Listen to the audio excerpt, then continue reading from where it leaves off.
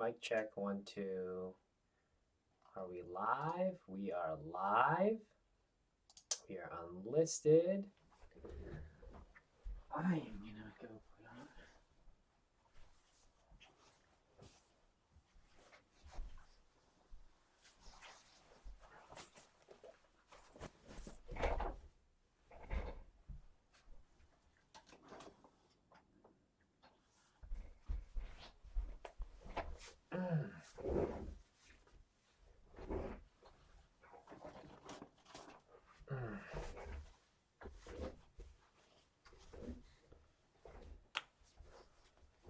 Slight lag.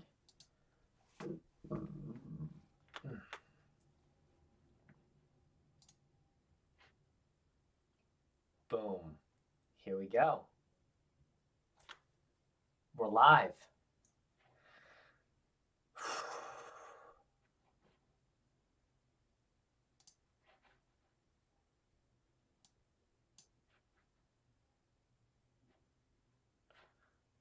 All right. Can't do that either. So we've got our stream settings. Hey, Legendary, what's going on? Appreciate you hopping on the tube. So this is my first time rocking and rolling YouTube with the new MacBook. That doesn't sound like a jet engine. This might be it. This might be the new platform of choice. Folks, what is going on? Go ahead and tap on in. Welcome to the live stream. If you're joining me from TikTok, welcome back. Sorry, this phone completely died on me. I don't know what happened with the internet, and so I decided to bring it to the YouTube audience. Legendary, good to see you. Appreciate you joining in here. Danny boy, what's going on? Not qualifying for anything, but I'm here. Hey, you know what? That's all that counts is showing up. We got Jay Brown, what's going on? We got DYL, how's it going? Spencer, yo, FR, hey John, hey everyone. MacBook, did you purchase it with the Apple Card? I did not purchase a MacBook with the Apple Card. Actually, funny story about the MacBook that I have now. I am renting it slash trialing it because it's the M1. I used to have, well, I still have a 2016 MacBook that I am needing to retire. Got the M1, the M2 launched, so I'm going to return this one and get the M2. But this thing, it's a beast. 16 inches, absolute monster. I actually have it. Actually, probably can't show y'all. You might actually be able to see it. This is what I'm streaming off of right now, a 16-inch monster. But hey, listen, folks, let's do a couple more roll call. Where are people dialing in from? Who do we have in the audience here? We got Edras. Hey, John, what's up? Love the channel, Edras. Thank you so much for joining in. Dylan. Oh, call me Dylan. Hey, what's going on, Dylan? Apple Card is trash. That's absolutely it. Edras, what up, John? Hey, eDNA. Thanks for all your insights. Folks, I am happy to help any way that I can. So we got Legendary from Jersey representing the Northeast. Jay Secchi from Cali. We got Mike from Virginia. We got 1000840 from Arkansas or Arkansas. We got Jay from Kentucky. Dylan, what is going on? We've got Just Coolin from Washington State. Xander, howdy. Dylan from the UK. All right. We got Edras, Houston, Texas. Represent.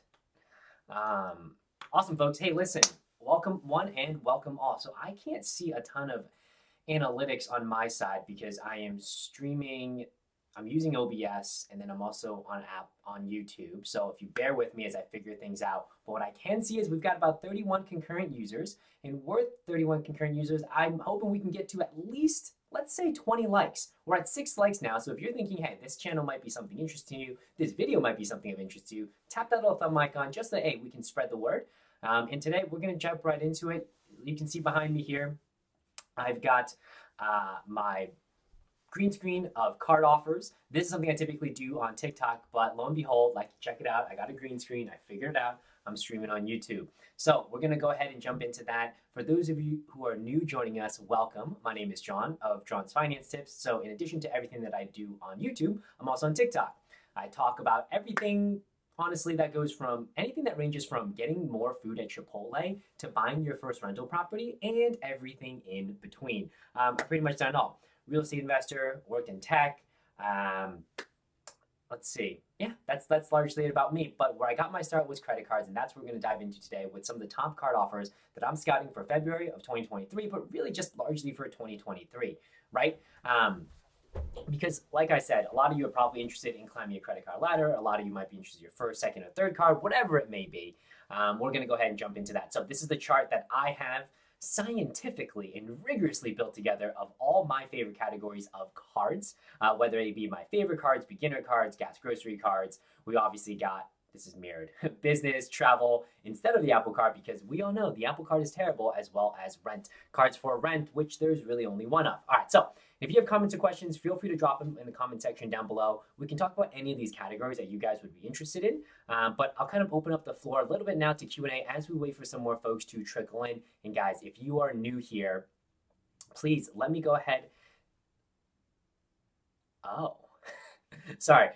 This is my first time streaming on YouTube, and I'm getting this thing on my YouTube says, now would be a good time to insert an ad. I don't even know what that means. So what do we have? Can you get anything with the 640 credit score? Yeah, if you're really, so Josh asked, can you get anything with a 640 credit score? Yes, you can get something with a 640 credit score. It likely won't be something here on the list. With the 640 credit score, you might be looking at potentially a Quicksilver, but really with the 640 credit score, yeah, I'd say at the beginner level is where you're looking, or if you really can't pull down anything at a 640, look for beginner cards that are student cards, as well as look for secured cards. With the 640 credit score, what you're really looking to do is build that thing up. And again, with student and secured, they're pretty easy. Actually, secured cards approve everybody. And student cards are a little bit more selective, but they more or less approve everybody. Take a look at those. And again, if you want student or secured, your best bet would be any of the student or secured versions of the cards here. All right, we've got legendary Amex Gold benefits. Listen, folks, this card right here, the American Express Gold, I'll say it once, I'll probably say it a million more times. This is one of my favorite cards right now on the marketplace. So with the American Express Gold, if you eat food, I guess I have to put it really close. If you eat food, this is a card that you're going to want to take a look at. The American Express Gold earns 4x for grocery stores as well as 4x for dining. But where the card shines is American Express membership reward points. You got that 4x earnings. You pay $250 annual fee with $240 worth of total aggregate credits. That card blows this card out of the water any given day. And this card being the American Express Platinum. This card's completely overrated, whereas the American Express Gold, a ton of value to be had, folks. Right here, if you eat food, you buy groceries, this is the card I would look at, because again, both of these cards earn membership reward points. The big difference being this card actually only costs $10. This card costs $100 to $200, and it's really not that great of a top tier card. So great question, Legendary, about the Amex Gold breakdown. And also membership reward points, you can transfer the flight partners, hotel partners, you kind of get some of the early travel benefits, right? But again, we're not paying the sticker price, we're only paying $10. Raymond, been watching your videos. This is my first time catching you live. Raymond, appreciate it. Thank you so much for jumping in. Fernando, what is going on? Can I pay mortgage with Bilt credit card? Unfortunately, folks, so right here, guys, one of the hottest cards in 2022, now 2023, is the Bilt MasterCard. This card, unfortunately, you can't pay mortgages with it yet. I don't know exactly if this feature will be launched. It seems as if there's a lot of demand for it. I wouldn't be surprised if it came out there, but for right now, no, you cannot pay mortgages with this card. It's largely for rent. And if you guys are new joining in, let me try to figure out, oh, there we go. If you're new joining in, this card right here is the top credit card for rent in 2023. Earn points for rent, no annual fee. There is no other card on the marketplace that does this, point blank. So that's the Bilt card. Chase Freedom Unlimited or Freedom Flex. Honestly, the Chase Freedom family are both phenomenal beginner cards. So we've got a question here from Clark. Freedom Unlimited or Freedom Flex. Both of these are great beginner cards. You can't go wrong either way, however you cut it. Freedom Unlimited is 1.5% cashback everywhere. Freedom Flex is rotating categories. I would say, why not both? Get one and then get the other because there's no annual fee. And again, guys, to win the game, to really figure out how to do this whole travel for free thing, it's sign a bonus, sign a bonus, sign a bonus. That's it. It's not get one card and stop. It's get one card, get comfortable with the card, get a sign-up bonus, get another card, sign-up bonus, rinse and repeat. All right, your thoughts on the Venture One? I like the Venture One, though. If you're already looking at the Venture One, I believe that's a vanilla flavor of the Capital One Venture. I would just go ahead and look at the Venture X instead with the Capital One Venture X. This is my number one card of 2023, guys. This card, honestly, absolutely crushed it. You pay $5 for this card. You end up paying $5 for this. Sorry, this card ends up paying you $5. It's one of my favorite travel cards. It competes with American Express Platinum. It also competes with the, where is it? The Chase Sapphire Reserve. See, these two cards compete with this card. The biggest difference being this card pays you $5. These cards you pay for. The Venture X is one of the best cards in 2023. If you travel, if you spend $400 a year traveling, you would absolutely stand to benefit from getting the Venture X. Compared to the Venture One, again, with the Venture One at 1.25, no annual fee. Like, yeah, it's an entry level card. I think it's if your credit score isn't as high, you could look at a Venture One, or you might be able to look at might be looking at a Venture Miles. But honestly, go for the Venture X. You get paid $5 for it. It's a top tier premium travel card. It blows the other two out of the water, meaning the Platinum as well as the Chase Sapphire Reserve. I'm hitting buttons and I don't know where I am. All right, got to get back to the stream. All right, so we are back on the stream, guys. We have 77 concurrent users. If y'all watching out there, we got 22 likes. What I'm hoping is we can get that like counter to at least 35. If you wouldn't mind, just tap, tap, tap. Just a small little love tap of that like count. Let's get up to 35 likes so we can spread the word of this live and keep things going for some general Q&A. All right, what do we have? Dylan says, any recommendations on hotel-specific cards? Honestly, it depends on the program you want to travel with, right? So for me, as far as hotel-specific cards, the way I play it is I've got my Amex Bonvoy Business, and then, where did it go? Don't know where the other one went. I have my Amex Bonvoy Business, and I also have an Amex Bonvoy Brilliant. The way I play these two cards is largely getting myself to 40 elite nights. So these two cards get me to 40 elite nights per year. Bonvoy Brilliant, Bonvoy Business, and then I get another 35. I have Titanium. That's the only reason I have hotel-specific cards is for that. What is it? Is so that I can chase status. But otherwise, like, it depends on where you want to stay, right? I know Hyatt, incredibly valuable points, and so I would look at a Hyatt from that perspective. Hilton Aspire just gives you diamond status off the rip. That's really the only way I would play hotel cards is, are you staying there and do you want status there? Because I would never actually put spend on a hotel specific card. I don't think it's worth it. I think you could put spend other places and you get a ton more value. All right. Daniel says, I currently have the Chase Sapphire Preferred from 2016. When should I downgrade to reapply for the Chase Sapphire Preferred? All right, so 4 years, 2023. I don't know. Daniel, it depends on when you got the bonus from the Sapphire Preferred. If you got it's not so much the year, but the month in which you got the bonus, and then add 4 years to that. So you could pretty much, I mean, it doesn't really matter. Most people say give yourself 1 to 2 months of lead time. So if you think you're going to apply in April, I probably would downgrade now and then reapply for the Sapphire products in April. But it doesn't hurt to do it earlier, especially if you're not using the card or using any of the benefits. Ooh.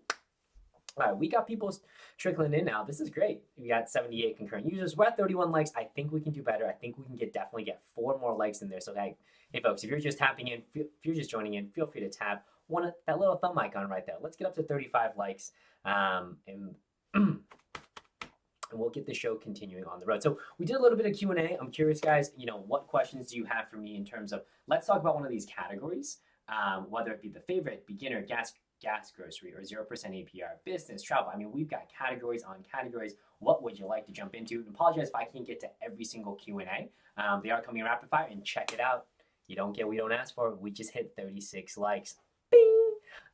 Let's go ahead and see if we can't double that. We're at 35. Let's see if we can't double that to 70 likes. 70 likes. So I don't know if you guys probably can't see the like counter. Maybe you can, but 70. Let's go ahead and double it every time. And if you are new to joining one of these lives on YouTube, I'll catch you up on something. So I've been doing these live streams on TikTok for over a year now, actually. And the goal that I always set for the TikTok audience is we're hitting 1 million likes within a 45 to 60 minute window. Because I've never seen a personal finance content creator on TikTok go on and hit 1 million likes within an hour.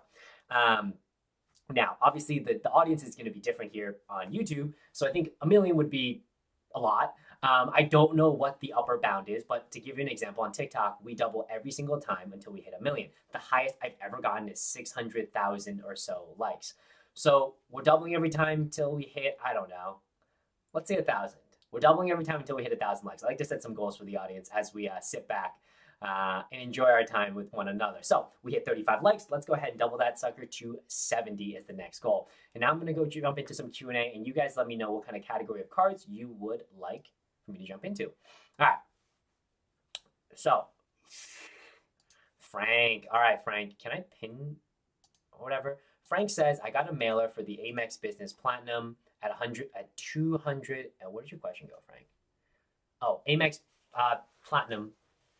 Frank got an offer for the Amex Business Platinum at 235,000. Should you jump on it? I got a mailer offer for 250,000 for $30,000 of spend. I jumped on that all day, especially because mailer goes over.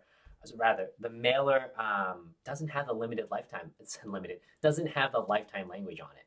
So, good one. Good question.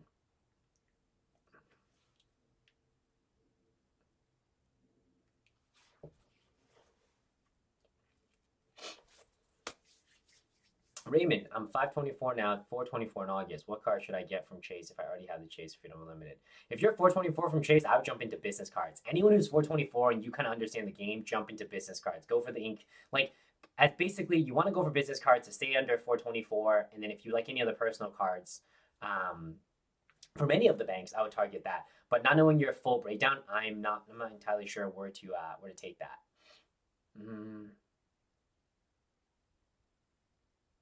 And guys, oh, by the way, sorry, totally forgot. If anyone is interested in supporting the channel or checking out any of the cards I talk about, feel free to check out my card offers here. I think this should work.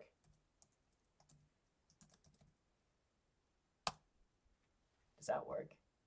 Anyway, yeah, feel free to check out any of my top card offers here. Also, what really helps is you go on there, you take a look at a couple cards, you have some questions, jump back into live, and then we can address them on the live. Great, thanks. I'll go for the biz. I'll go for it. Biz makes 200K a year, 816 personal. Wish me luck. Frank, best of luck. So what I'm actually doing to hit the sign-up bonus, I don't know what your minimum spend is for the offer, but I'm just paying taxes. Basically, just swiping, eating the 1.85% processing fee, because honestly, it's worth it to pay the 1.85% on 30K to get 250,000 points than to not hit that. Because again, for my business, it's largely social media, so I don't have a ton to spend, actually, if at all. And so most of the taxes I have to pay are just income taxes that were not paid last year.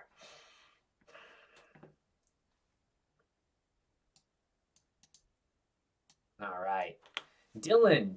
And hey guys, and listen, by the way, if you're new, just joining, feel free to comment down your name, a recent credit card win, or a recent credit card you'd like to target. That's kind of what we're sharing with the audience here. And then we're just doing Q&A, a little here and there. And then if anyone has any specific requests on let's go into a particular topic, let me know, because I think that's probably one of the easier ways to get as many people engaged as possible. Talking about any of these top categories that I've got listed right here. Lives on a computer are just so much easier. In the aspect that I can like sit down, it's chilled, you know. For like TikTok, it's like you've got this much space and you just gotta talk quick and add it. So let me go ahead and do this. So that's any card offers are there. Octavio, John is to go. Hey, appreciate it, Octavio. Thank you so much for joining in on the live. Liverpool. Hey, John, how is the SoFi credit card? I believe the SoFi credit card is a 2% card. I'm not offended by it. I'm not offended by the SoFi card. Is it something I get excited about? No, not particularly, because you're not in a major card program, but I'm not offended by it. 2%, sure. I mean, you could do Citi Double Cash for 2%. You can do Wells Fargo Active Cash, I believe, for 2%. You could do my favorite card of the year, which is the Capital One Venture X, at 2x everywhere, and you get paid $5 for a premium travel card. So you've got a lot of options for 2x cards. So if I'm not offended by it, would I jump on it? Probably not. But I appreciate the question.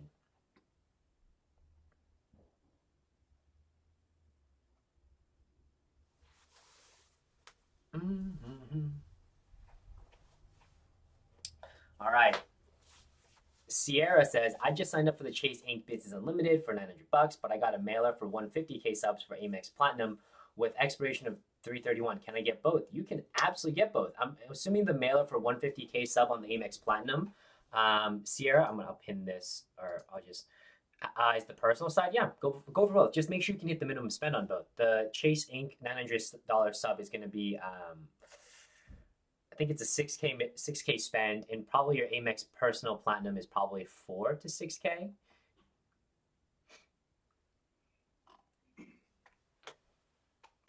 Oh, all right, guys, we're almost at 50 likes. Listen, we're trying to get to 70. If you're new to joining the live, we're doubling the like counter every time until we get to 1,000 likes. So if we can get up to 1,000 likes, that would be phenomenal. And then let me go ahead and jump into it. Sierra says 6K in 3 months. Yeah, as long as you can hit the 12K in spend, I'd jump on it all day.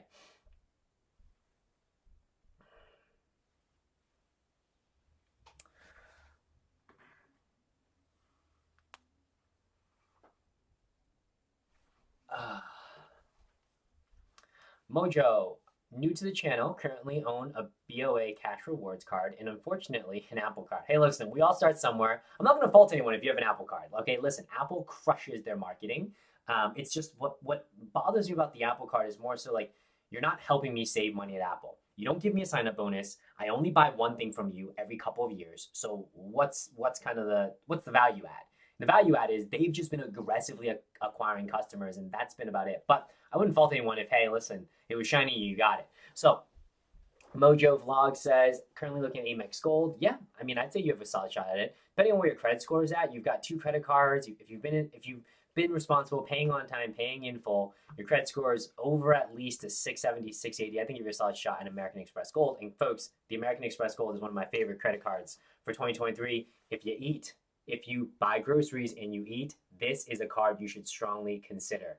Yeah, there we go. The American Express Gold. This is technically the Rose Gold flavor. 4x on grocery, 4x on dining. Grocery is a 25K spend threshold per year, but it's the fact that you only pay $10 a year and you got the Amex transfer partners. For me, that's where a lot of my spend goes, is on this card, especially when it comes to buying groceries, right? Take those points. Sometimes there's transfer. All right, let me give you guys, not that anyone asked, but let me give you an example. Amex membership rewards, they had a bonus recently, or last quarter, of transferring Amex to Air Canada's program. I think it was a 30% bonus. A 30% bonus, so if you took, I think it was 65,000, 65 or 70,000 Amex membership reward points, transfer it to Air Canada, you get like 85 to 90,000 Air Canada Aeroplan miles. That was enough to book a one-way from North America to, I think it was Abu Dhabi on Etihad Airways. Instead of paying, I think it was like $5,000 to $8,000. Guess what? I did the exact same booking. I used the exact same number of points, about 85,000, booked from Boston to Bangkok, flying on Singapore Airlines business class. Instead of paying, I think it was 8,000 to 10,000, I paid whatever the amount of membership reward points was 85,000 membership reward points, transferring to Air Canada. Huge fan of Amex membership reward points. So that's just an example, right? But more so an example of, I'm gonna drive home. This is a daily use card. This card is very daily use compared to this card right here, guys. This card is not it. This card is very point and specific. You need to spend the time to learn, to dedicate to pulling out the maximum benefit from this card to really use it, compared to the gold, because this card is just not a great points earning card. This is the one that oftentimes it's like people aspire for and want, which is the American Express Platinum. But my whole thought on it is, if you're not a specific type of user, a specific type of traveler, the American Express Platinum doesn't add a whole ton to you. And for the majority of people I talk to, they're not that specific user or traveler. So that's, like, it's always funny, right? Like, you guys probably heard me tell this story once or twice, but like, if you're out on a date and your date, right? Let's say you just met them for the first time, or it's the second date, and they make a really big deal about paying for dinner or drinks, and they really want to pull out their American Express Platinum, and they sit there and they're saying, "Hey, listen, this one's on me. I'll pay using my American Express Platinum." You kind of know they're not really all there. And the reason being is they're earning 1 point per dollar spent on this very lovely meal. Instead, they could have been earning 4 points per dollar spent. They could have been earning 3 points per dollar spent. Heck, they could have been earning 2 points per dollar spent. They could have even used one of my favorite beginner cards and be earning 1.5x. But instead, they wanted to make a big deal to pull out their platinum so that they can earn 1 point per dollar spent. That's not it, folks. Both a comment on them, but also that this card is not it. It's not a flexi card. Nobody is special because they have it. It's like any other top tier card. Amex has just crushed it in terms of marketing that card. But I do want to have that disclaimer out there for folks who aspire to have a card like this, because it's, again, just nothing that's like, oh my gosh. For a lot of people, there's way more value to be unpacked in the gold right here, or looking at, honestly, my favorite travel card, which is VentureX, that puts $5 back in your pocket at the end of the first year. So that's the commentary on that. Hey, Mama. I thought my corgi was at the door. Awesome.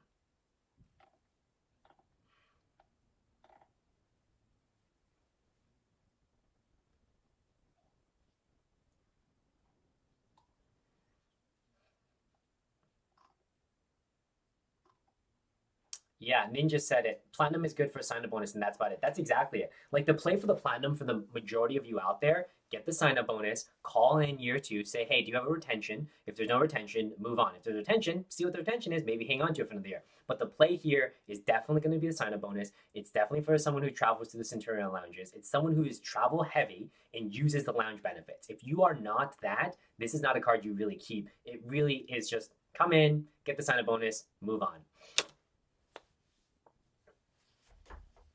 All right, so what do we have? Credit better than debit. Debit is basically cash. Yeah, definitely. Why use credit card over debit? Oh man, we could go on for days about why credit over debit.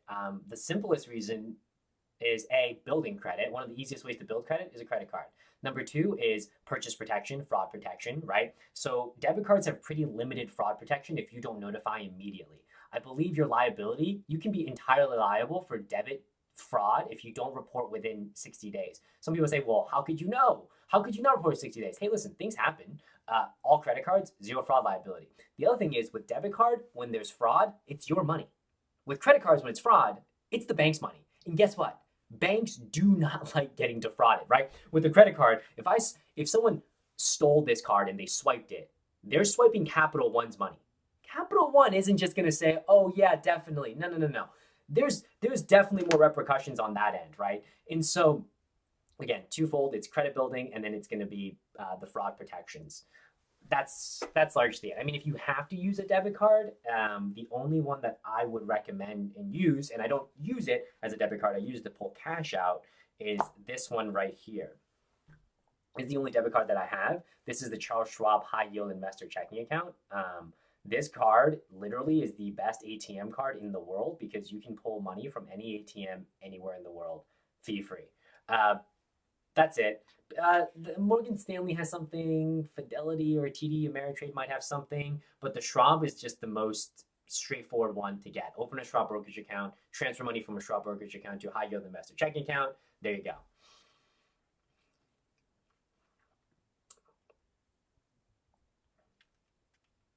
Can't do super chats. I don't know what super chats are. Oh, we're almost at 70 likes. Folks, we're hitting our goal. We're almost at 70 likes. All right, cool. So we're almost at 70 likes. Let's go ahead and double that. Let's try to get to 140 taps. 140 taps.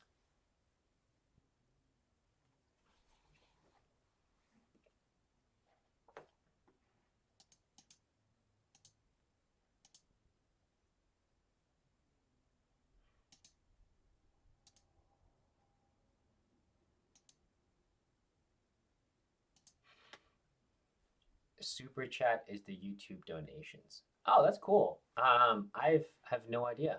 How do you do super chats? Uh-oh. Sorry. I hit add inserted. That was not what I wanted to hit.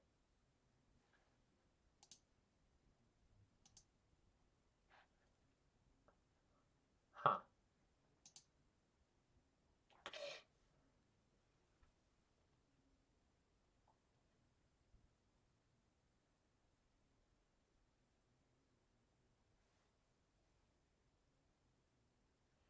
Is Venture X still worth it in 2023 compared to Chase Sapphire Reserve? I would say for the everyday person who is traveling, the Venture X is easier to pull value from. The case laid out is very straightforward.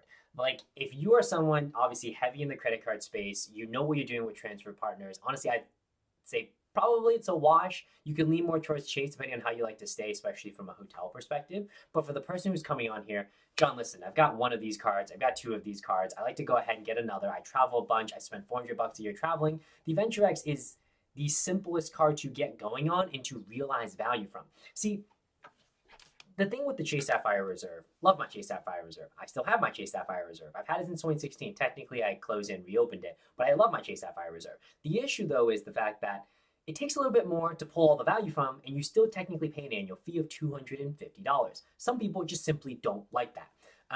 Again, I've got about 1.5 million Chase Ultimate Reward points. I'm hanging on to this thing forever because if I were to redeem any of those points to the Chase Ultimate Reward Travel, that's $22,000, $23,000. The Venture X, though, someone is new, $300 travel credit booked through Capital One travel portal, $100 anniversary credit. You get $400 of credits, you pay $395. It's a very easy card to realize value from.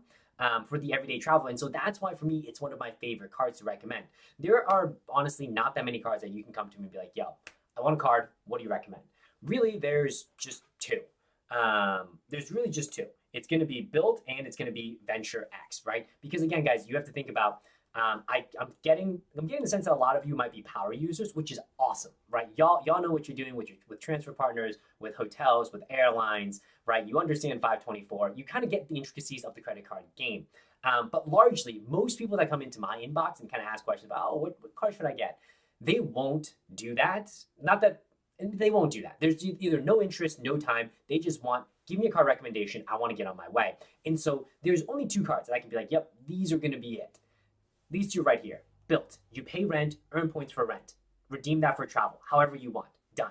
Venture X. If you spend at least $400 a year traveling, I can give you this card and I know that I won't do you wrong. That's it. These are the two easiest. You see, even if I talk about a card like an Amex Gold, I have to be like, okay, Amex Gold membership reward points. You don't actually redeem them for a cashback because it's horrible. You have to take the membership reward points, transfer them to a flight partner or a hotel partner, and that's where you get your value from. And don't forget to use the dining credits. Chase Sapphire Preferred. Love that card. Great entry level card. Love the Chase ecosystem. But the issue again with the Sapphire Reserve is make sure you use that $50 hotel credit. Make sure you transfer it to the right partners to redeem for maximum value. See, these cards are great. There's just caveats that I still have to be careful of, like who is getting the card. Whereas the only two cards right now in 2023 where you're like, yo, you come in, if you fit one of these parameters, you do it.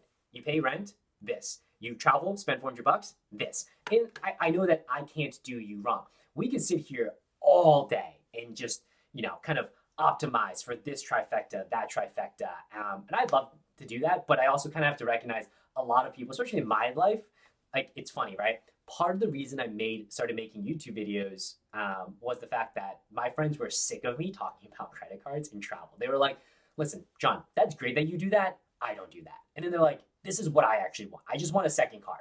I want to save for my trip next year, but I'm not doing these point things. I just want to, this was going to cost me $1,000. Can I pay $500 instead? And then I realized like most of the audience that I have across TikTok, Instagram, and YouTube are just kind of largely looking for number two, number three, and that's kind of it. So hopefully that help you guys understand a little bit of my rationale in terms of like picking some of these cards, right? It's what I think is best, but also what is the easiest for people to realize value like that. Because again, for a lot of folks, doing the step 2, step 3, step 4, I mean, when I got started in the credit card space, I was on Reddit, I was on Flyer Talk. It was probably 3 to 4 months straight of reading every single forum and then just executing on that. And I'm talking like I went deep. I think probably 10 to 12 cards that first year, I was all in. Most people aren't gonna jump to that. They're again looking for a 2-3. All right, cool. Sorry, let me get off my let me get off that rant and go back to some questions here. Matthew, oh my God, John, hi, hey Matthew. Uh, yeah, for anyone who's new joining us, welcome. How are you? My name is John of John's Finance Tips. You've seen my TikToks. If you've seen the Instagrams, I also make YouTube videos. In today's live, we're just talking about the top credit cards that I've seen for relatively February 2023, but largely for all of 2023. Talk about. Oh, I like this question. Can you explain? Taz asks, can you explain the attractiveness of 0% APR cards? I'm 21, got my first job, no debt, purchase. Okay. Here's how I used 0% APR cards in college. This was actually one of the cards I used for 0% APR, which is my Discover card. This card I used for 0% APR because I didn't work during the college school semester. At least I didn't work that much. However, I still wanted spending money. I realized this credit card does not have interest for anywhere from 16 to like 21 months. So I'm like, okay, during the school year, I use my credit card, I make minimum payments, and then in the summertime, for those 4 to 5 months in college summers, I would work, make all my money, pay it back, and then rinse and repeat. And those for 2 years, that's what I did. And so that's one way to use it, right? Basically, I don't have the money now, but I will have the money before the 0% promotional APR expires. Therefore, I'm going to spend it, make minimum payments, and pay it back. Again, that was back in college. The credit limit on this thing was maybe like, I don't even know, like $500 or $1,000. So it wasn't a ton of money, and it was fine. The number 2 reason is, okay, I actually do want a 0% interest loan because I'm making a big purchase, but I know before the promotion expires, I'm going to pay all of it back. You do not want to fall into the trap, getting one of these cards, holding a huge balance, forgetting to pay it off in time, and then suddenly you have $1,000, $2,000, $3,000 charged off on here, and you're paying 20% interest on that. You don't want to fall into that trap. So that's the most important thing. So Taz, great question. So that's how, those are kind of that's really the one use case for 0% APR. Basically, I want to make big purchase. I don't want to pay interest. I have all the money, or I will have all the money before that interest goes back to normal. Be careful of utilization though. Jason, good idea to use your social. I used my social to apply for my first business cards back in like 2016, 2017. Now I just use an EIN. Makes no difference. You're a sole prop.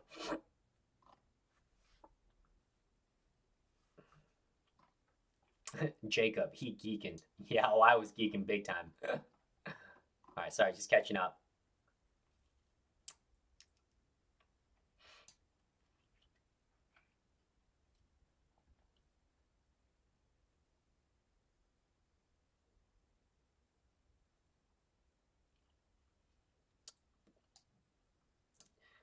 All right, so we have Dylan. How do you feel about the World of Hyatt card? I love Hyatt as a brand the most, and I want to get the most bang for my buck. I love Hyatt. I'm a Hyatt convert.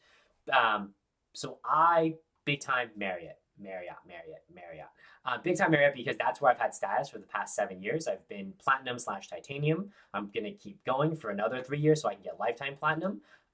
But in terms of actual value, 100% it is going to be from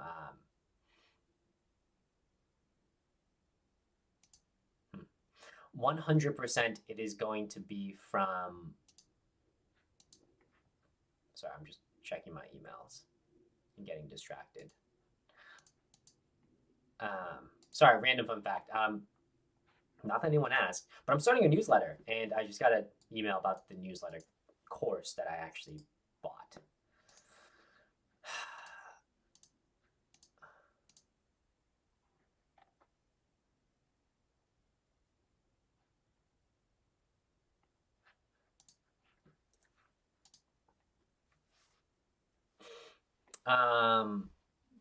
I completely lost my train of thought, but we have 128 concurrent viewers. We're at 92 likes. We're trying to get to 140 likes. I don't know how we get 140 likes on 125 viewers, but I think we can do it.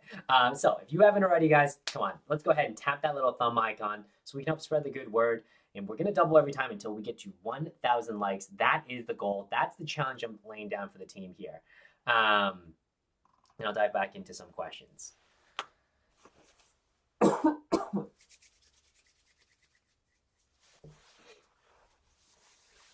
Hey, John, SoFi changed their offer, doing unlimited 3%. Does your opinion on the card change in light of this new info? Um, yeah, I mean, 3% catch-all is great. I think the Chase Freedom card that I had here was also doubling your cash back in the first year, but it was capped. Let me go ahead and double check. Um,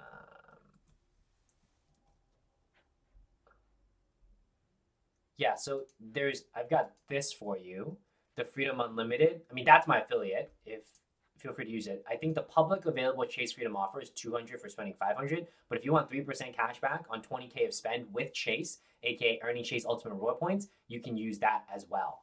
Um, but where did Liverpool go? Message retracted. I don't know. You said 3%. He said something about, or she said something 3% on the SoFi card. Again, I those cards I don't pay attention to because they're not within a major ecosystem. I'd much rather play in the Citi ecosystem. Citi double cash 2%, but the Citi earns Citi thank you points. You pair with the Citi Premier, you're actually getting value from the percent cash back versus just 2%. Um,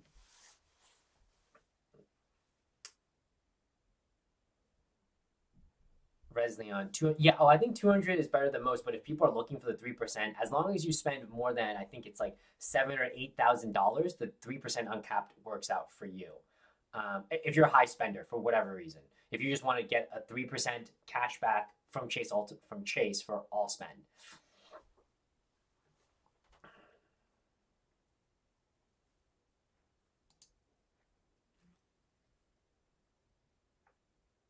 Hi, John. Is it worth it to get the Bonvoy Brilliant from Amex if they're not offering me? No. Always rejoice. Don't get a card with no sign up bonus, especially not the Amex Bonvoy Brilliant. It should come with like something, whether it's 80,000, 100, 150,000. It should come with something.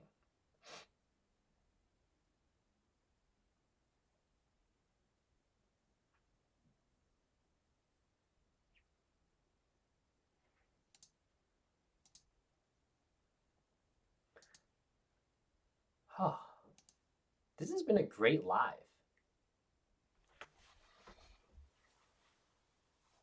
Excuse my pits, folks. This has been a good live. I wonder if I can concurrently stream.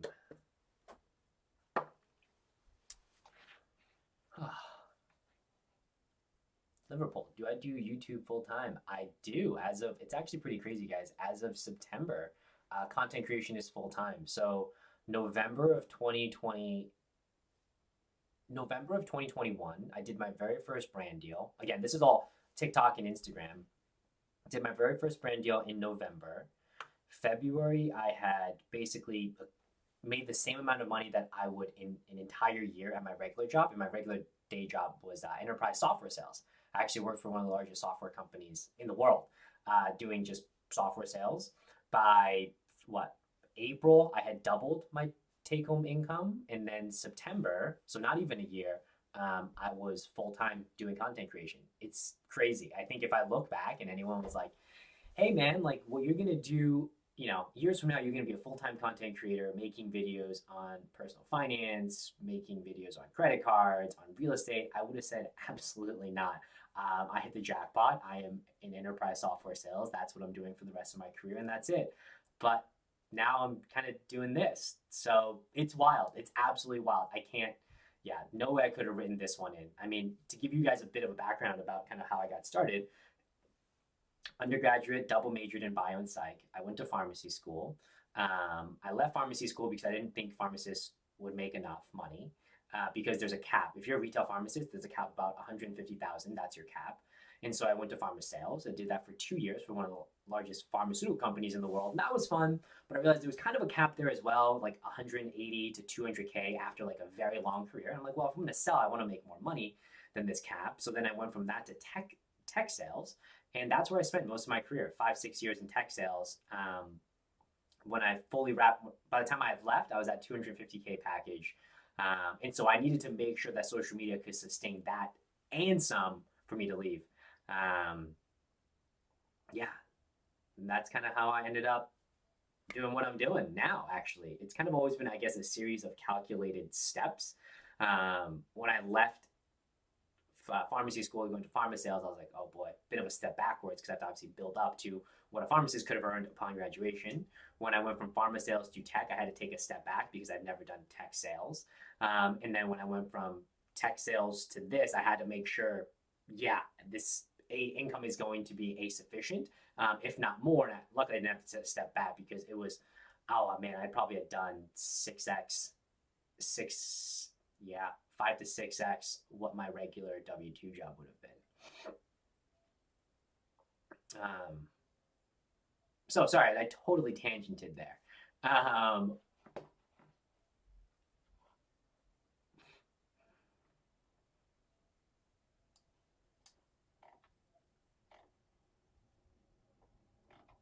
James said, is it a good idea to start a credit card channel at this point if everyone doing finance videos on TikTok and other platforms? I bought a lot of equipment. I'm scared of starting my channel now. Is it a good time? Listen, I would say this as someone who, again, never in a million years could have been like, this is what I do now. And, but yeah, I think I would say yes. If I guess if this is something you're after, give it a shot and you can kind of see, what you make of it. The credit card YouTube grind was an absolute grind. I started making credit card videos in January of 2021. By June of 2021, I maybe had, I don't even know if I had 1,000 subscribers at that point. Maybe less than 1,000 subscribers. Um, Went over to TikTok, started making short form TikTok videos. Went from about 0 subscribers in June of 21 to about 60 or 70,000 October of 21. From October to December of 2021, so in the 2 month time span, I went from about 60 to 700,000. Some videos did very well. That's when I started doing my very first brand deals. And then fast forward to where I am today, about 2.2 million TikTok, 700,000 on Instagram. But even on the YouTube side of it, it's like 80-ish thousand. So I think YouTube is the longest grind for sure, but I think it's also the most fulfilling. Largely because like these type of conversations where I think the audience goes a little bit more in depth, right? Where the conversation we're having is at a deeper level, we can go a little bit deeper. Whereas I think on the short form side of the house, you'll get explosive growth, but you might not necessarily connect with your community. Hopefully that answered your question somehow. I can't imagine that it's a bad time to start because there's new channels popping up every single day, all over the place, right? Uh, Especially also now YouTube is making a huge push on YouTube Shorts. That could be another differentiator for you instead of just jumping in traditionally with long form content.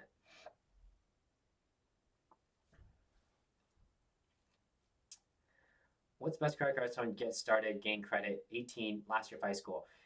Scottie Pippen, if you're just getting started, get one of these beginner credit cards. Specifically, get one of these the student flavor of one of these beginner credit cards. The most important thing for you as a beginner is learning how to use credit effectively and understanding how credit cards work. It's not your money. A credit card is borrowed money. You get one of the student versions of this card, you pay on time, you pay in full, your credit card builds up. By the time you're 20, 21, you easily get one of these gas grocery, get one of these favorites. But again, as a beginner, no frills here. We're really just getting some card and learning how to use it effectively.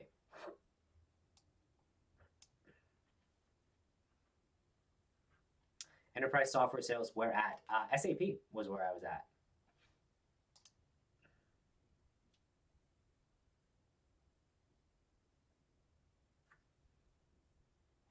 What else?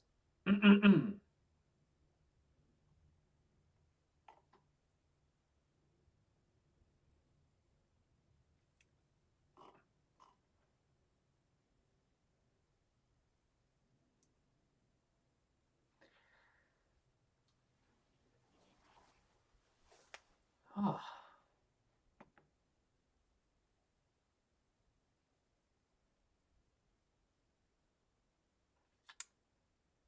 Ninja Domain. Oh, all good. Appreciate you jumping in. Hey, listen, this is the ask, right? I mean, it's kind of the community building here. If folks can answer questions, I really appreciate it because, as you can see, it is rapid fire and I get off on my tangents. So, no, not at all. Appreciate it.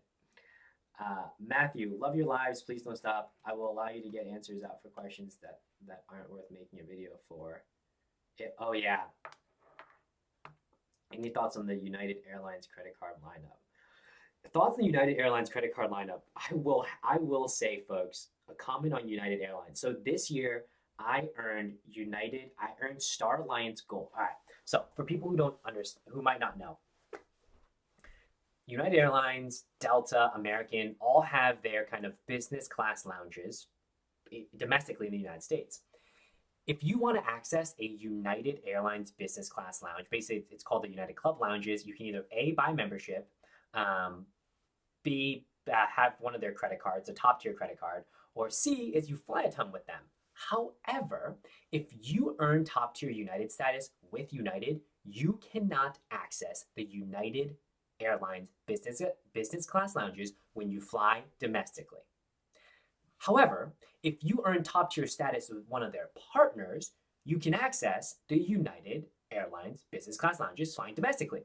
So, two people earn elite status, but the person who earns elite status with American can't use the American business class lounges.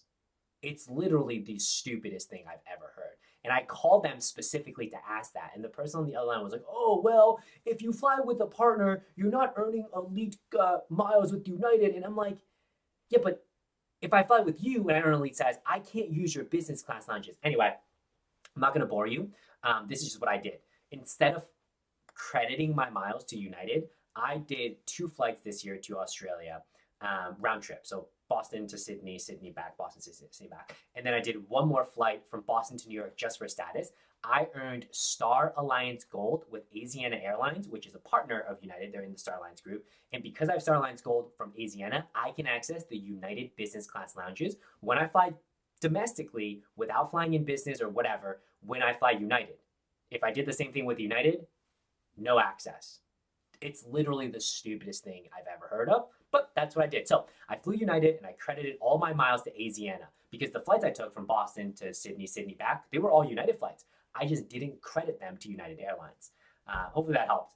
Sorry, that did not help you. Sorry, you asked me about the United credit cards. Yes, I think the top tier United credit card gives you the club access. So you could also do it that way as well. I just didn't want to because I was already going to make those flights, so I figured I'd just credit the miles.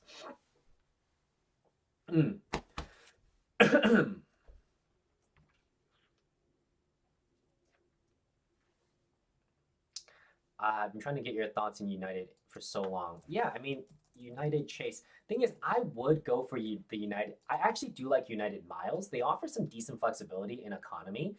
One of the ways I actually flew way back, this was way back. This is when I first got in the card game. 2018, I flew Boston to Bali, and I flew on United Business domestically from Boston to Chicago. I flew Chicago to Tokyo on ANA first. That was incredible. And then I flew Thai Airways first. That was on their A380 from Tokyo to Bangkok. And then I flew Thai Business because there was no first cabin from Bangkok to Bali.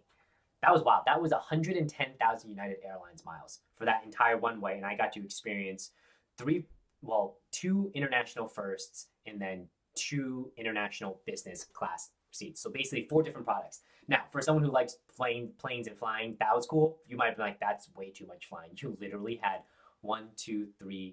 three stops before I got to my final destination. But I liked it. I thought it was cool. So let's see. So United Business, if I could churn through, I probably would churn through the United Business cards just because I value the points, but I can't easily see what the sign-up bonus is right now, huh? Let's see. Yeah, we've got a lot. United Club Business, United Business. I would just go with the United Business, unless you want the club access. It does come with a heftier annual fee of $450. I would go United Business just for the points. I'm more so when it comes to my overall strategy, it's chew up and eat up as many points as possible.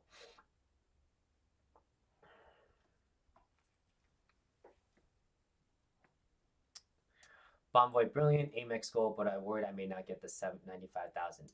Taco. I like my Bonvoy Brilliant. It's annoying that the Brilliant. This is the old flavor.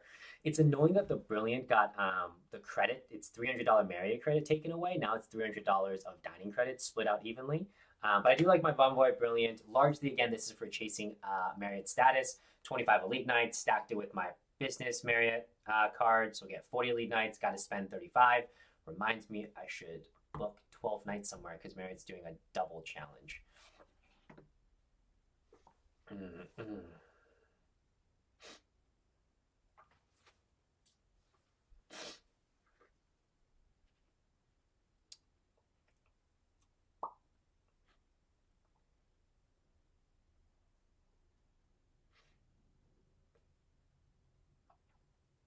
Macau, Capital One does Robo Recon. No matter what, you won't get approved. No, they don't do Robo Recon. I actually got denied for the Venture X as well. I had to call the recon line, and they just had to verify an address for me. But yeah, I was not auto approved for the Venture X. I did a recon on this, and it wasn't Robo. I forget if they reran, if they did another poll or not. But yeah, no, this it's definitely not Robo. You can call in for the recon. Specifically the date of the statement close. Oh yeah, did someone pay before the first? Yes, guys. Hey, listen. Pro tip: anyone, if you want to instant boost your credit score, statement close date. Pay your credit card bill before the statement close date. The statement close date is the date that they take a snapshot of your credit profile. They send it to the bureaus and they look at how much credit did you use. That date is 20 to 25 days before your due date. The pro tip again is pay before the statement close date because that's the date that actually gets reported out. You might have the money to pay before the due date, but your utilization is already increased between the statement close date and the actual due date.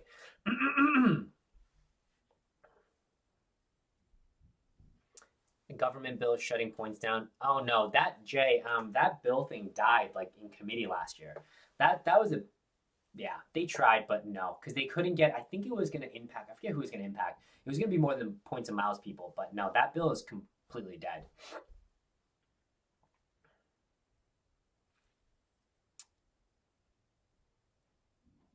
Done.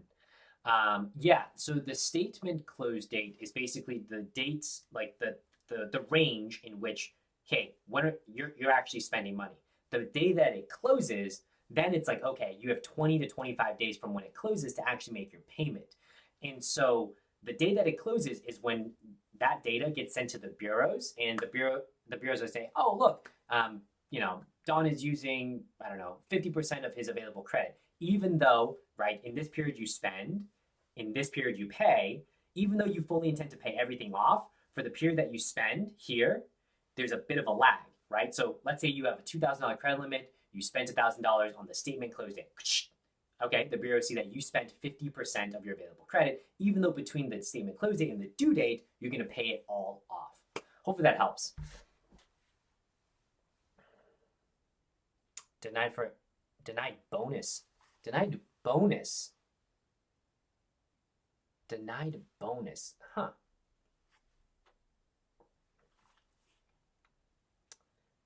Um, yeah, no, people. I trust me. I got that confused too. So yeah, you quote unquote have 2 days. Like the pro move is paying before the statement closes. You don't have to. It just could help boost your credit score if you're like, oh, why is my credit score dipping? Blah blah blah blah blah.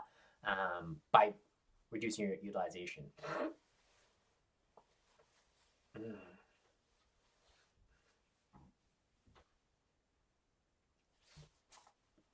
Oh God. Oh, Papa Joe. Why don't more? That's a great question. Why don't more people talk about U.S. Bank?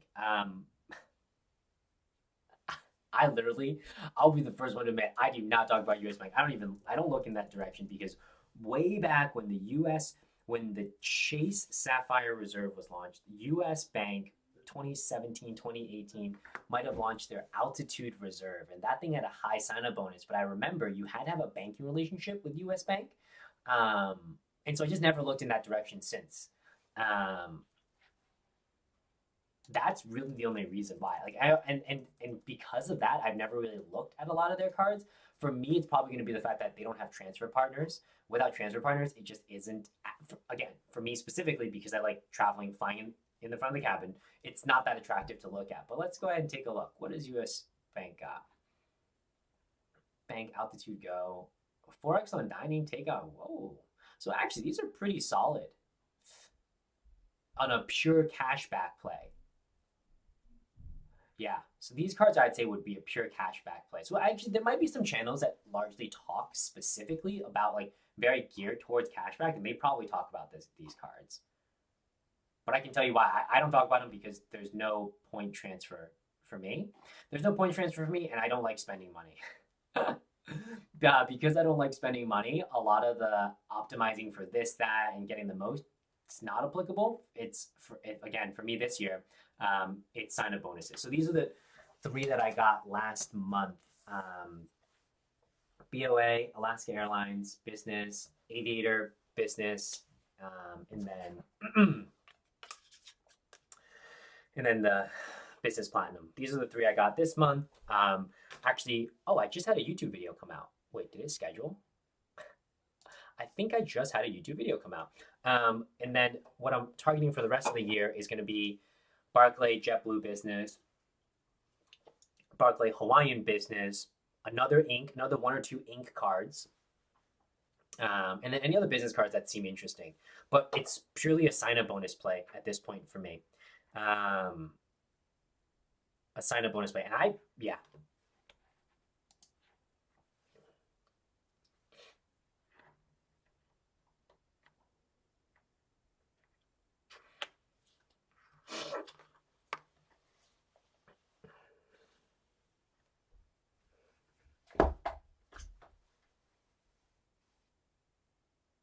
Altitude reserve sucks. I thought the altitude reserve was again my comments on the altitude reserve are circa 2017. So massive grain of salt. I thought it was pretty attractive for folks. I thought it was largely on the sign up bonus side and a bunch of the credits, but they could have nerfed it. It's been 5 years, so that's on me.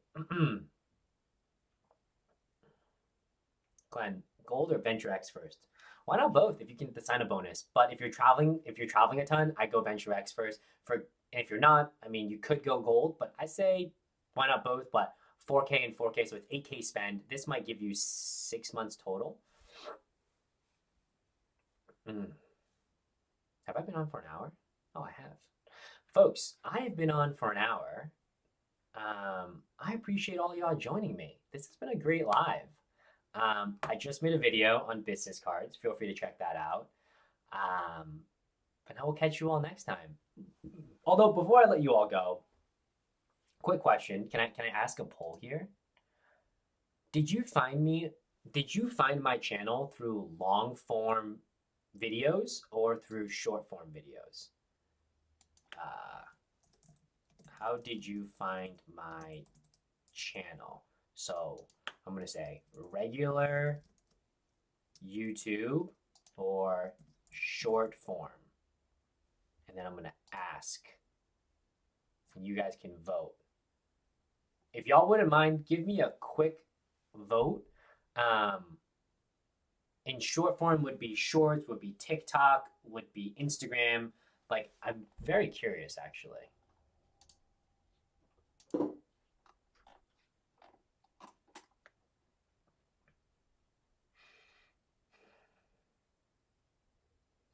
Yeah, pretty 50-50.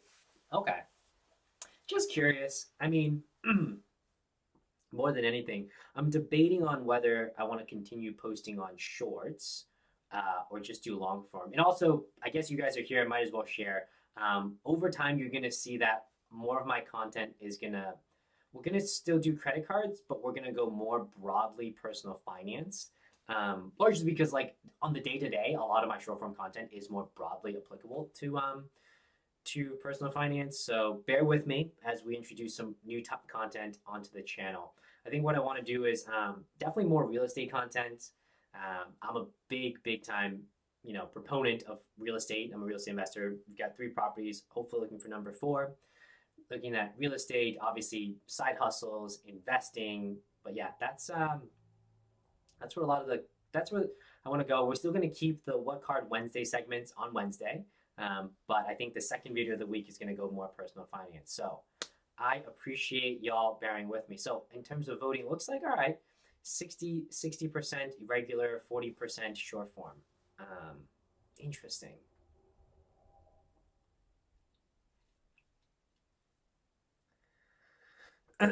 Oh, thoughts on direction of real estate. Can't predict the market.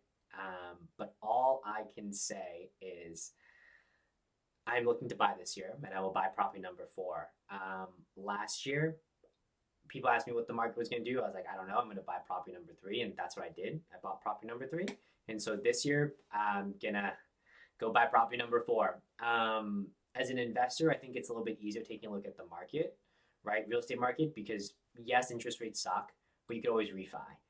It's definitely more difficult as a first time forever home buyer because you might be stuck with that interest rate for a little bit longer. You're obviously paying for it.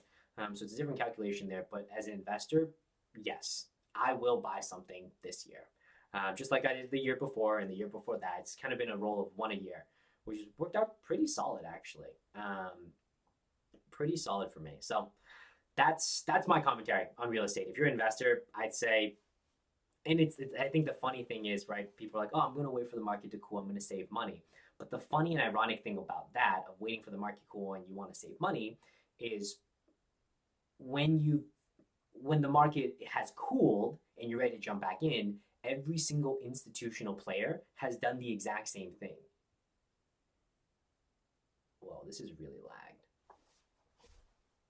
And so every single institutional player is storing up their dry powder.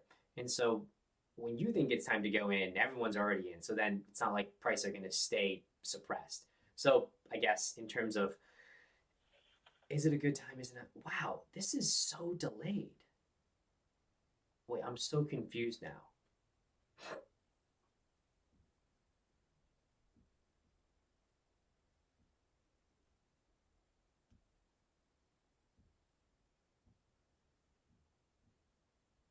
I'm looking at what is,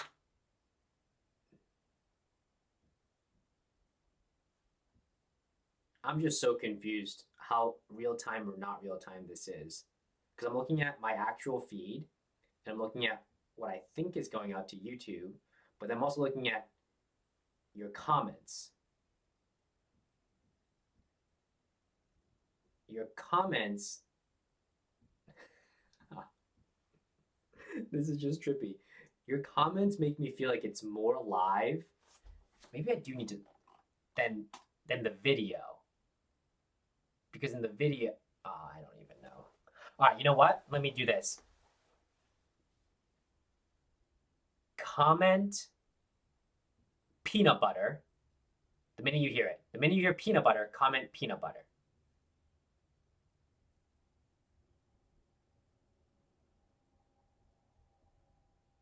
Okay. All right. All right. All right. All right. I got it. The chat and what I say is a closer match than what I see my video presenting, which is even that video that I'm presenting, it might be like a 60-second or 2-minute delay. All right. All right. All right. So I'm not that far behind. I thought I was like 5 minutes behind because I'm looking at what the video feed is. All right. Cool, cool, cool, cool. That was so trippy, guys. Sorry. So I'm just going to work off of the chat. And so, yeah, so in terms of comments on real estate, let me see. Bad time to sell. Maybe need to scroll. Bad time to sell. I don't know. I mean, for me, again, I'm a long-term buy and hold, right? So for me, it's long-term buy and hold, mostly multifamilies. I invest in the Boston area. And so two family, three families, like these things I'm holding 10, 15, 20 years. It's funny. People always say in the coast, right? So Boston, well, I'm just gonna say Boston. Coastal cities, you can't do cash flow. And my properties average anywhere from $800 to $1,200 a month in cash flow. And that's insane because people are like, oh, in coastal cities, you're not going to get cash flow, but you're going to get equity and appreciation and all that. I'm like, well, not the way that I've seemed to have structured things, which is awesome. So we got a little bit of cash flow there, but obviously it's ultimately going to be the equity play at the end of year 15, 20, 25. John, thoughts on a Discord for the community? Discord, I've thought about the idea of Discord. I'll be honest with you guys, I struggle to keep up with comments as is because every day kind of my flow is TikTok, Instagram Reel, Facebook Reel, YouTube Short, and then it's long form posting on Wednesdays and Fridays. And even right now, I struggle. Like you can see, maybe I'll get in for maybe like a handful of comments and that's it. So I do not trust that I would be able to manage a Discord community to anything that I would want it to be. So unfortunately, probably not anytime soon. Not until I figure out a way to maybe scale more things. Oh, and the big thing for me this year is launching a newsletter. So that's going to add a whole other element to everything. So if you guys know writers out there, let me know. The newsletter is going to be broad personal finance. It's going to be general finance, real estate, and maybe like a blurb on credit cards. But that's where the newsletter is going this year. What do you usually buy and what kind of properties? I buy in Boston. Boston, in terms of neighborhoods, typically Class B, Class B type of neighborhoods. Class A is just can't enter. Can't do not have the capital to enter. And multifamily. So two, mostly it's been two fams. I'd love three. Four doesn't pencil out anymore. Makes sense. Maybe room for helpful mods. Yeah. You could have Discord moderators. That's true, actually. Could have high credit card. Yeah, that's true. I could do the mod thing. I'll have to think about it. I'll definitely something I've thought about in the past though, Ninja. Appreciate it. Chat GPT is your writer. Oh, I would love Chat GPT. Yeah, also, I'm gonna ask you guys, when you hear Chat GPT, do you hear P as in Peter or B as in boy? Because for the longest time, I heard B as in boy. And I'm like, I'm pretty sure it's P as in Peter, but I kept hearing Chat GPT, Chat GPT, Chat GPT.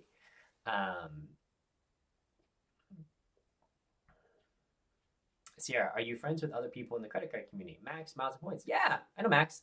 I've chatted to Max a couple of times. He's awesome. Max is really, really cool. I chatted with Max, Daniel Braun. He makes amazing content. His content's really, really good. I'm trying to think who else. I would say that's largely it, though. I'll be honest, guys. Like as someone who, I'll be the first one to say, as someone who makes content on social media, I am not good with social media in the sense that I make content, and that's it. I'm not like a lot of folks, and I don't know.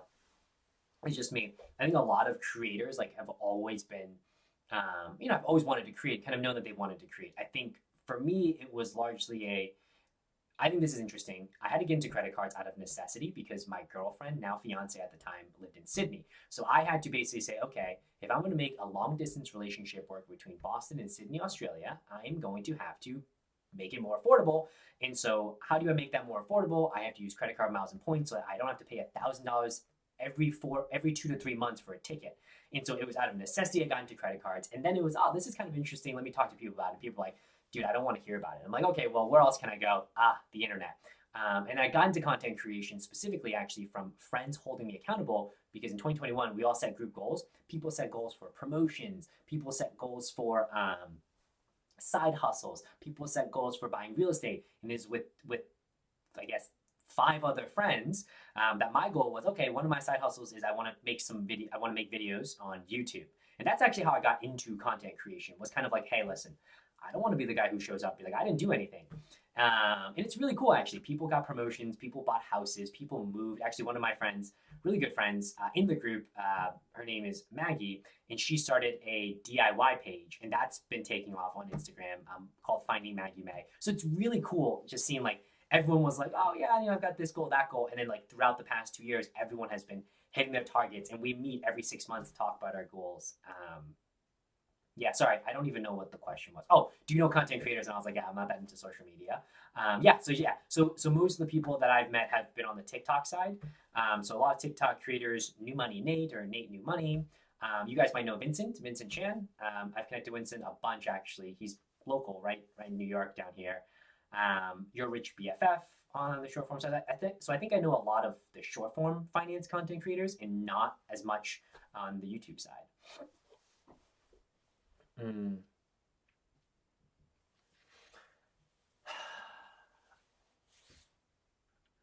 It sounds like B when it's said.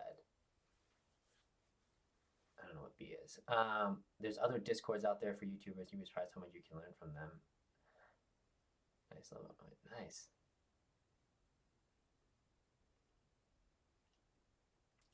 Ninja, would love to chat about helping on the stream for future. Yeah, no, definitely. I'll let you know.